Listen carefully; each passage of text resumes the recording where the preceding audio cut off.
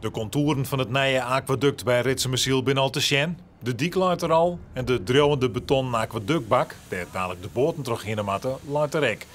Maar om alles op het goede plek te krijgen is nog een heel verhaal. En net zonder risico. Rechts van mij zien we de voorbouwlocatie. Staat nu voor 3/4 onder water. In het midden ligt de aquaductbak.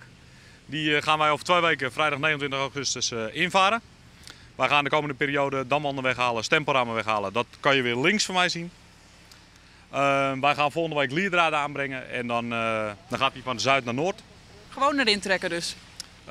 Heel simpel gezegd wel ja, voor de leek. Het is een technische en logistiek een hele ingewikkelde operatie. Er zitten wat risico's bij. Hè. Het waarom het Biggelix mij zit op de 29 augustus, want dan gaat het gebeuren. Dat moet mij zitten, dan moet het al geslaagd qua techniek. Als dat slaagt, nou, dan de wakkerstelling wel dat wij in december de hele hek wel in gebruik nemen kunnen. Deze techniek is strijken in Friesland broekt. De laatste keer weer voor het nieuwe aquaduct bij de Galemadammen. Door aquaducten in de Roelwaai van Ljouwert worden toch ruimtegebrek op een oren en duurdere wijze maken. Het werk aan de Heek zit op dit stuit in de laatste fase, al moet er nog wel wat gebeuren. Er zijn nog wel wat spannende punten, maar net zo spannend en ingewikkeld als dit. En dat heeft dan benam nooit waarde om te krijgen?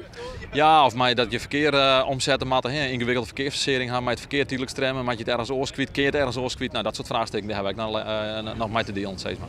Op de dag van plaatsing worden de roelveertboten niet zet voor de mensen die het spektakel graag van dichtbij maar willen.